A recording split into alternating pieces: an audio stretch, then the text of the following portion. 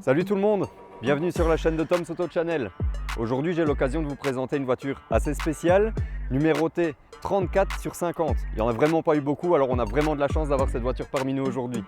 Installez-vous confortablement, profitez du moment, ma compagnie, et en la compagnie d'une Honda Civic EJ6 édition Vaillante.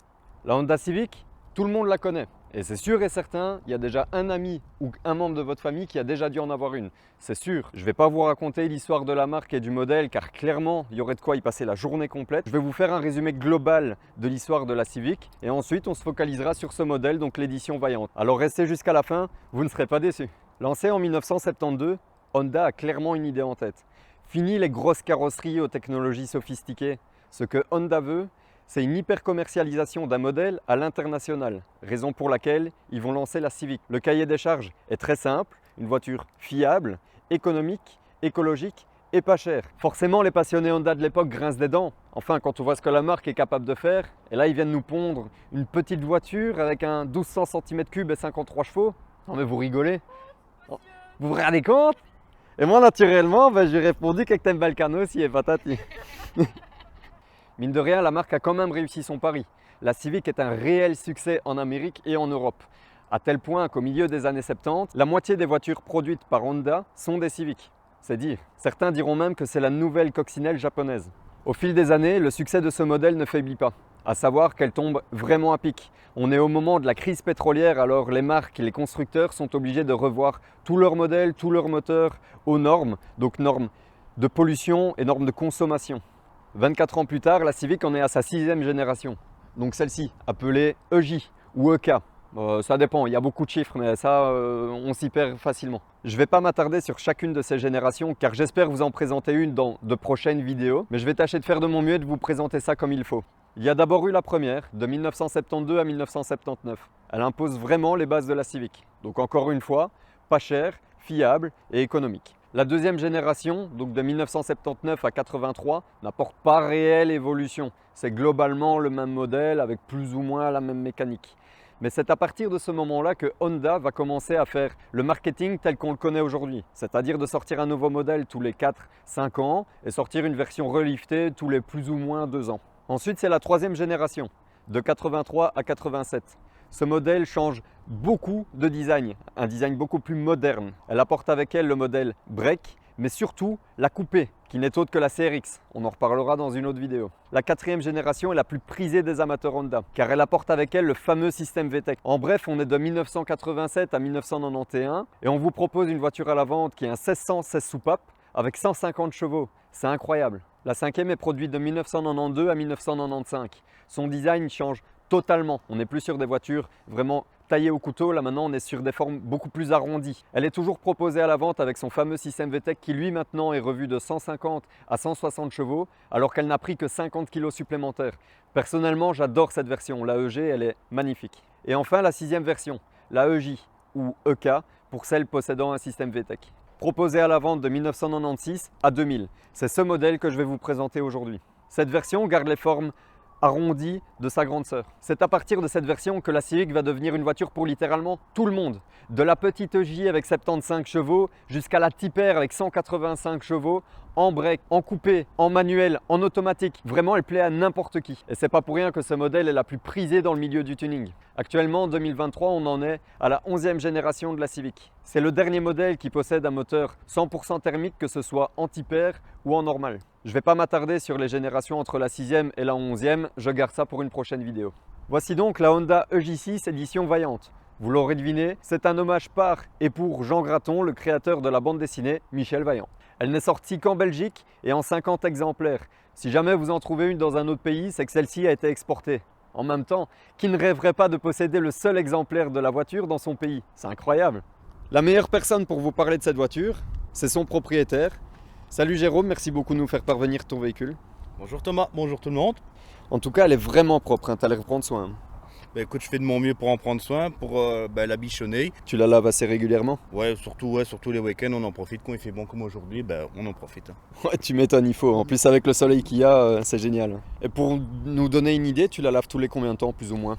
Tous les week-ends quand il fait vraiment bon, vu que c'est à ce moment-là qu'elle sort, parce que la semaine elle sort pas du tout, donc c'est vraiment plus les week-ends quand il fait bon, j'en profite. Tu la sors aussi en hiver? Tu la laves aussi en hiver? Comment tu fais? En hiver, c'est le premier hiver que je l'ai, donc l'hiver j'ai évité de la sortir. Surtout que les jantes ont été en rénovation, donc elle n'a pas beaucoup sorti cet hiver. Donc on verra pour les prochains, mais à mon avis elle va rester au chaud au garage. Quoi.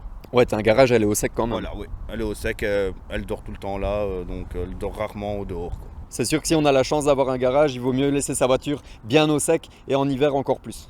Donc tu nous as dit que ça faisait pas longtemps que tu l'avais, mais depuis combien de temps tu l'as et surtout pourquoi tu as voulu celle-ci? Je l'ai depuis octobre 2022 et ce qui m'a vraiment fait craquer dessus, c'est que c'est une édition limitée forcément et c'est l'aileron Integra qu'elle a. Est-ce que c'est d'origine comme ça par rapport au modèle ou est-ce que c'est quelqu'un qui l'a rajouté? Non, c'est pas d'origine sur le modèle, c'est d'origine Honda, mais c'était pas d'origine à la production ni en option. Ça rend vraiment bien sur l'arrière de la voiture, ça lui rajoute quelque chose en plus qu'elle n'a pas d'origine, ça fit vraiment bien, c'est excellent. Donc on a bien compris que c'était une édition spéciale, mais qu'a-t-elle de différente qu'une Civic de base?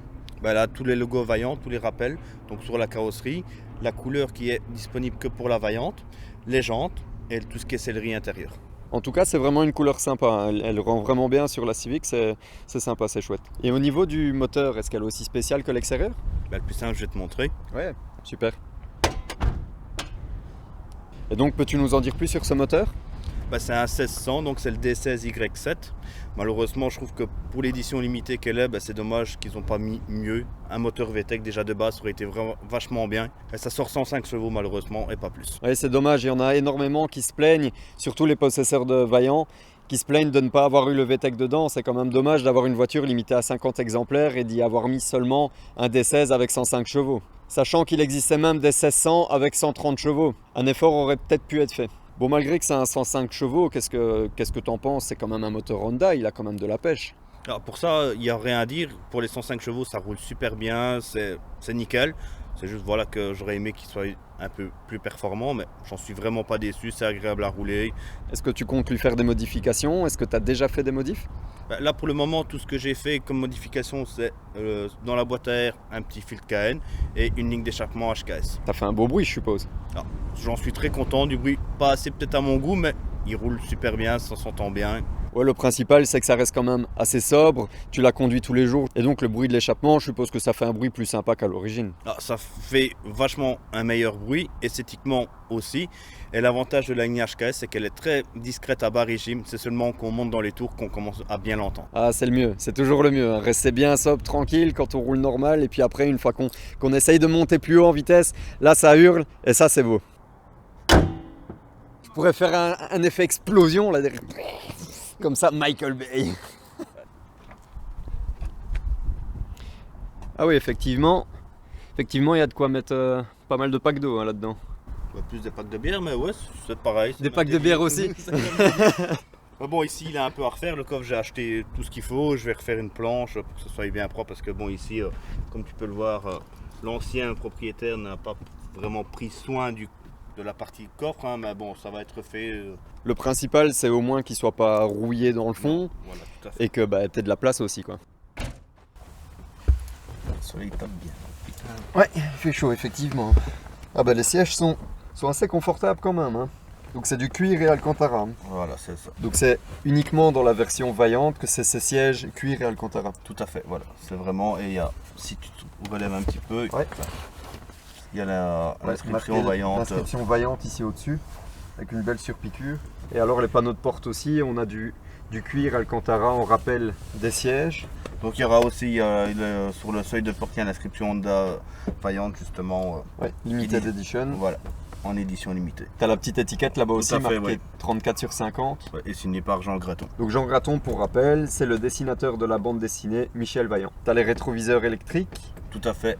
Pas de climatisation? Non, pas, la mienne n'a pas la clim, non, malheureusement.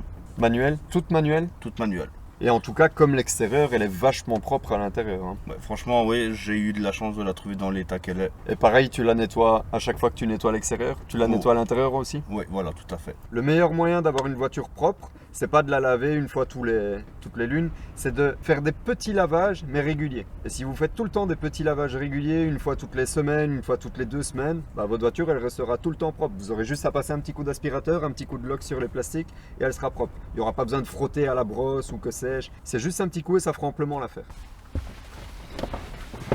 Allez, pareil, ici on a de la place aussi. Hein.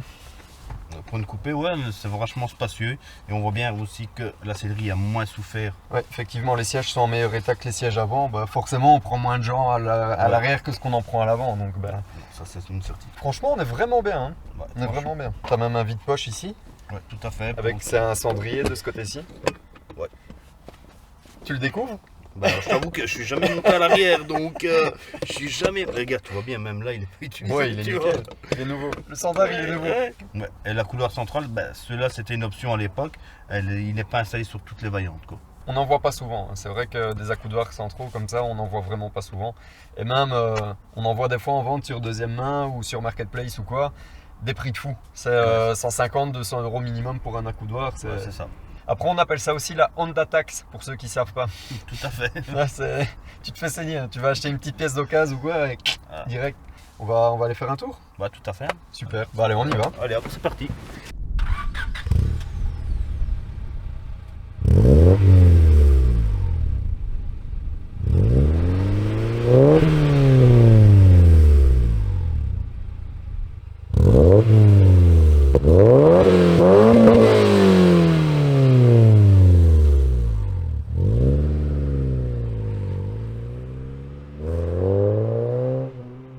C'est vrai qu'elle fait pas trop de bruit. Hein. Non, franchement, en bas régime, ça reste vraiment très discret. Ouais, c'est ça. C'est ça qui est l'avantage, je trouve, de la ligne. Et on montera dans les tours, là, ça s'entend vachement mieux, quoi. Ouais, c'est vrai que pour l'instant, on n'entend pas énormément. Il n'y a pas beaucoup de son. Là. Non, on est à 2005. Franchement, ça roule tranquille, quoi.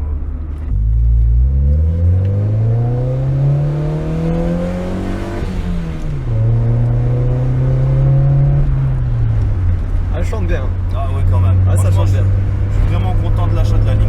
Ouais. C'est une HKS alors là. Ouais, une HKS High Power, c'est ça. Et t'as combien de kilomètres toi ici dessus? Donc là, je suis à 223 et 300 km, quoi. Franchement, je trouve qu'elle roule encore vraiment super bien pour son kilométrage, pour son âge. Franchement, j'en suis vraiment pas déçu de l'avoir acquis cette voiture.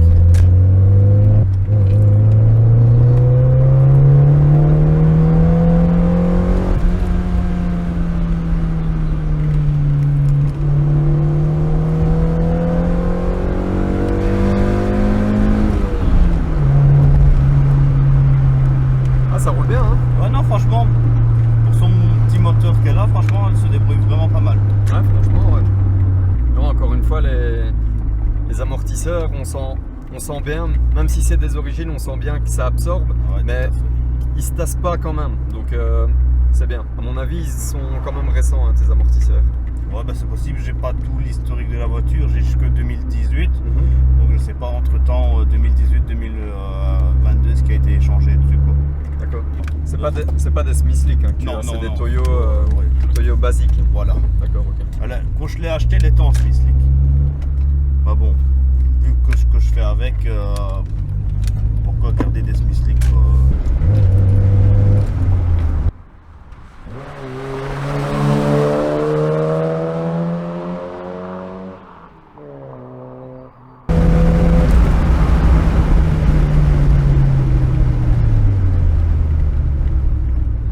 Non, franchement, je suis vraiment pas déçu.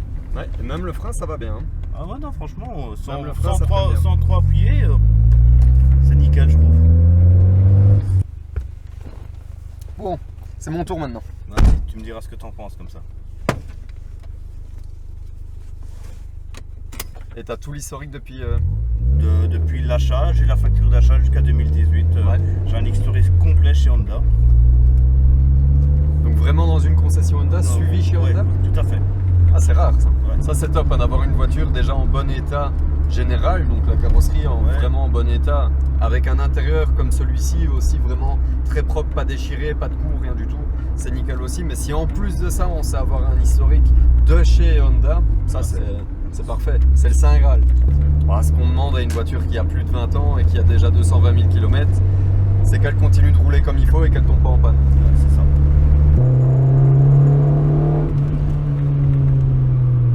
Il a la santé, hein. Ah non, franchement, il a bien été entretenu, bien suivi. C'est le moteur d'origine du châssis. Ouais, tout à fait. Ça, c'est le moteur n'a pas été changé. Ah, donc c'est 105 chevaux pour un moteur de 220 000 km. Il ne fait pas son nombre de kilométrage, le châssis non plus. C'est top. Hein. Ouais, franchement, j'ai trouvé une petite perle rare. Ouais, c'est une pépite, ouais, c'est le cas. Ça n'a rien à voir comme ça de rouler dans une voiture, on va dire, basique, et puis de rouler dans une voiture plus spéciale comme celle-ci, surtout par temps ensoleillé comme ça, il fait bon, on roule la fenêtre ouverte, on roule tranquille, ça c'est génial, quoi. Et combien sans indiscrétion la HKS? 900, dans les 900 euros. 900 euros Ouais. à partir du pare-flamme alors? Ouais, voilà, tout à fait. Wow. Ah, c'est pas donné.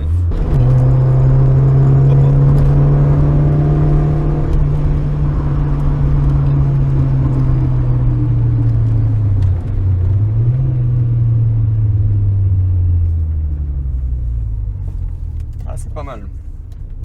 Donc voilà. Si tu veux, on échange contre la S2000. T'es pas le premier qui me propose ça. Ah, ouais, mais est-ce que tu as proposé contre une vaillante? Jamais. Ah, voilà. Ah, c'est la première fois qu'on me propose un échange S2000 Vaillante, c'est la première fois. Ah, des tipeurs ou des machins comme ça, ouais, j'en ai déjà eu quelques-unes, mais aucune Vaillante. Ça t'es le premier. Je sais pas ce que tu en as repensé réellement. C'était super, je m'attendais pas. Moi, on profite toujours bien en roulant dans une Civic, ça c'est sûr, c'est une valeur sûre.